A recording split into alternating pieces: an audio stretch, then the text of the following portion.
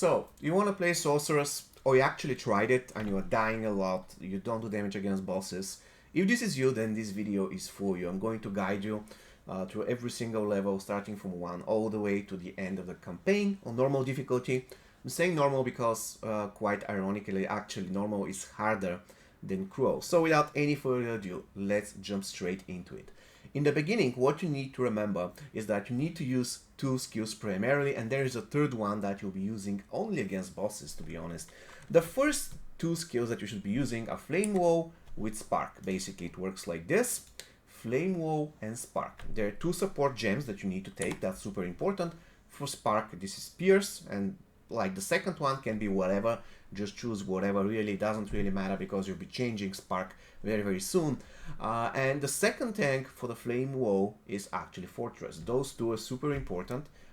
Fortress makes sure that the Flame Wall becomes a circle, and Pierce makes sure that you are piercing the enemy. There is another thing that's very important early game, and this is to take a scepter. Yes, exactly. Every single time when you level up, it is very important to check the store. Let's say at least after level 5, because you won't have any gold in the beginning. But after level 5 or 6, 7, you should check the store every single time when you level up, so that you can get better gears, especially when it comes to your weapon and your shield. But in the beginning, you need to get a scepter. If you can get a scepter with 130 spirit, that's great. Why do you need that? Because you need skeleton warriors. Now, you don't need the skeleton warriors so they can deal damage. You need them so that they can be a perfect meat shield for you. In the beginning, you need a meat shield because you're very squishy. And those skeleton warriors, you can get, let's say, 6 or 7. Perfect. You're going to use them all the way to level 21 or 22. When they become very squishy, they die all the time very fast. So you can basically disregard them.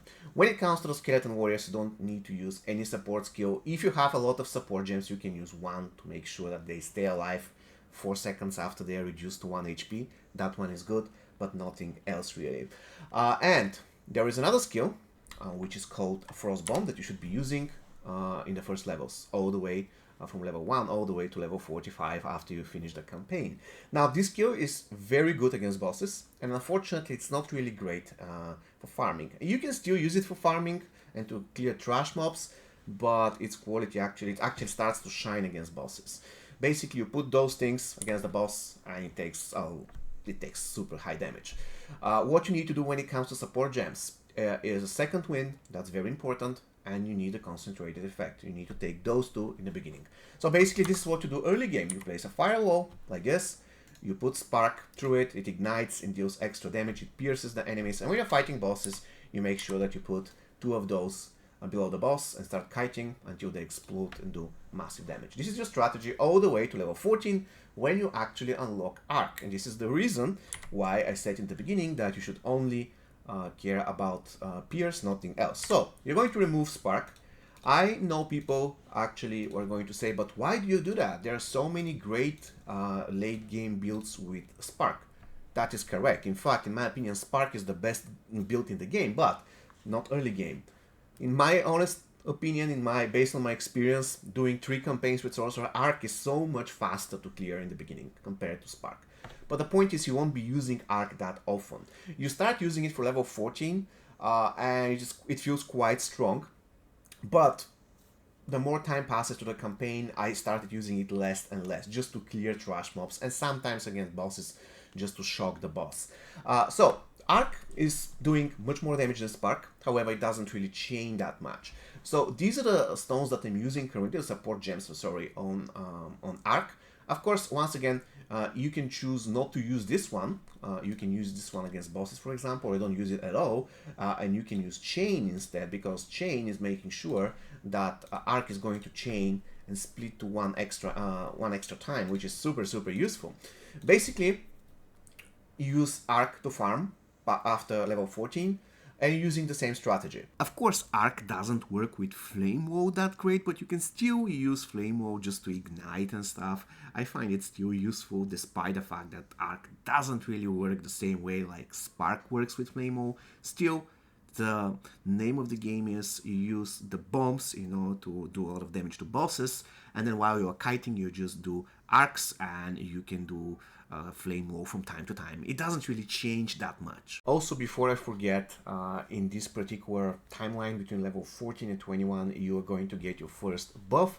Choose the Arctic Armor. It's a very, very useful skill that will make sure that you survive very tough situations. Alright, so level 22, we start the third part of your journey. In level 22, it's important because you can unlock hypothermia. It's very useful curse so that you can kill elites and bosses faster. Remember, your best way of killing bosses at the moment is the frost bomb, so you can enhance its effect by using hypothermia and doing even more damage to the bosses and the hard elites. So definitely you're going to be taking that skill. Using those two support gems, once again, you can use whatever serves you. In my opinion, the persistence is quite useful. But anyway, hypothermia, I'll be using it only against bosses. There is one more important thing that you need to do. And around level 20-22, your minions will be becoming super weak. As we established in the beginning, in the first levels you need to get a scepter so that you can have this meat shield in front of you. But around level 20-ish or so, those minions are going to feel getting weaker and weaker, so you don't need them anymore. You're going to replace this for something that boosts your spell damage. It doesn't have to be exactly this one. To be honest, I found that one after I beat the first boss in Act 2, but it can be something like this. Remember, every single time when you level up, check the store if there's something useful in the store. Something like this. That will do perfect job. Also, a very important thing is to have something to increase your cast speed. When it comes to the fighting in Act 2, you're fighting the same way. Flame Wall, also the Frostbolt, and whatever is left standing, just finish it with Arc. Another thing that's important is your passive skills. At this point, you need to go all the way to Echoing Flames, Echoing Thunder, Echoing Frost, and don't forget to get the Psychic Fragmentation, which you should be able to do by the end of Act 2. Basically, your fighting goes the same.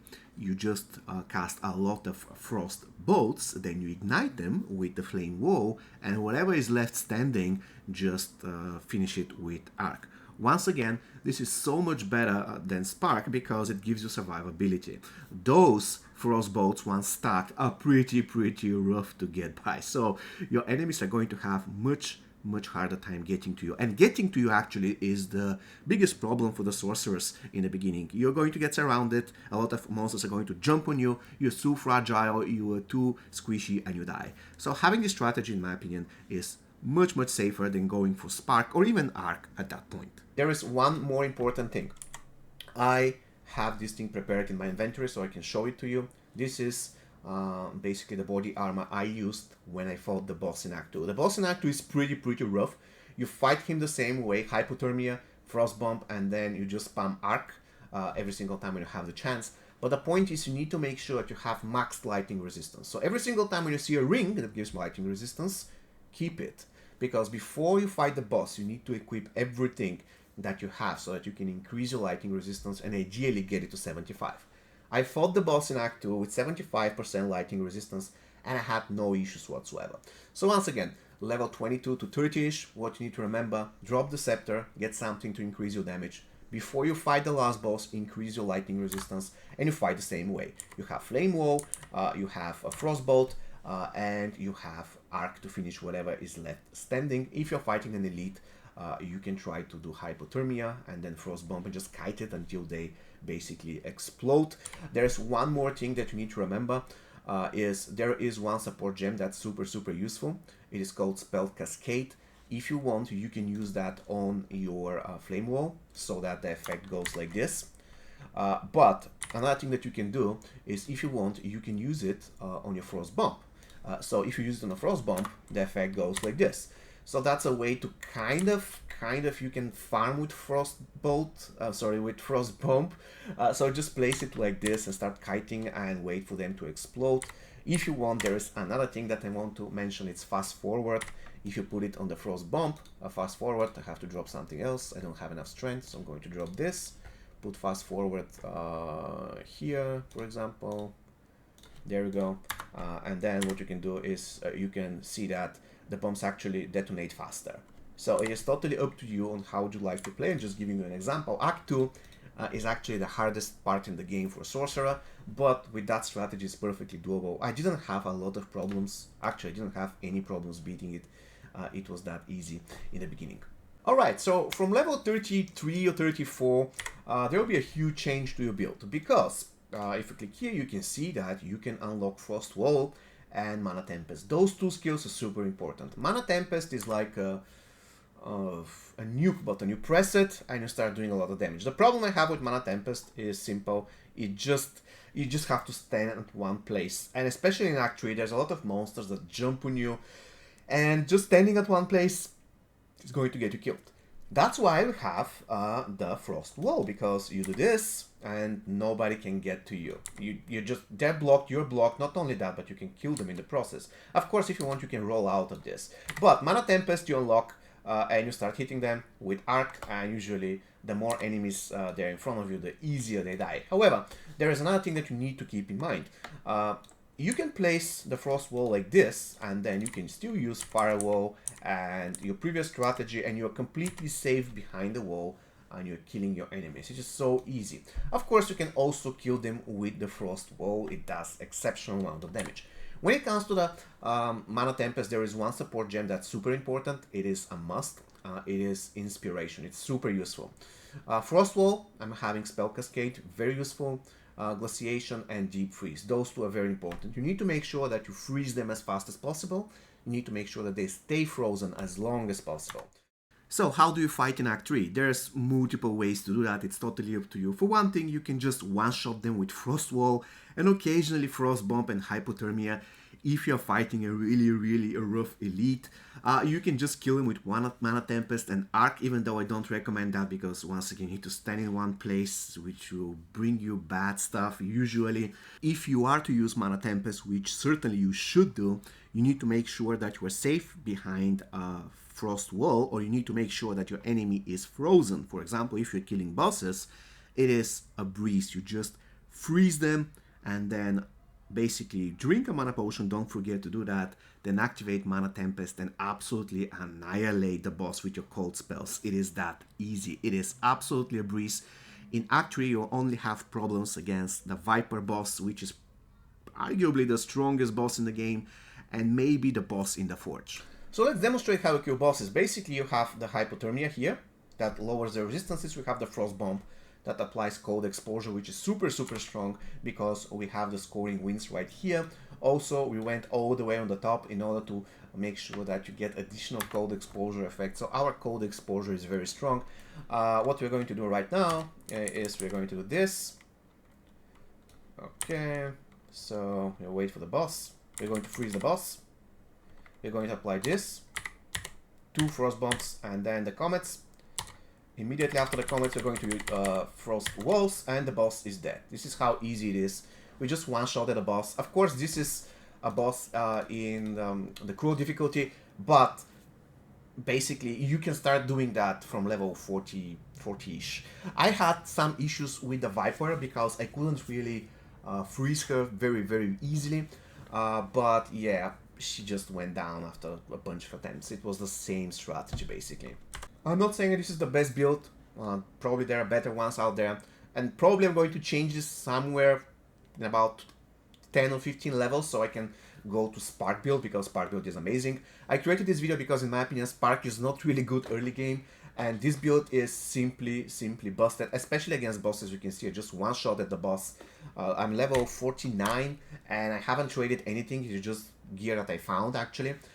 So yeah, very easy to, let's say, assemble build, super easy to play, super safe to play because of this Frost Wall. Nobody can touch you, it's super fun. The only problem is that in the beginning you don't have a very good way of dropping, actually destroying the wall.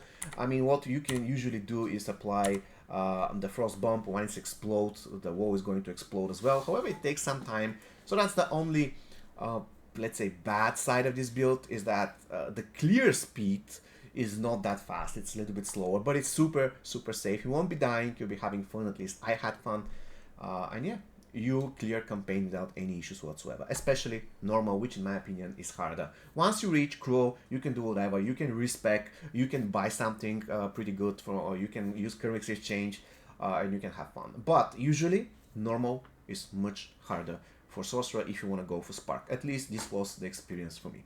See you next time guys, and have an amazing rest of your day. Take care.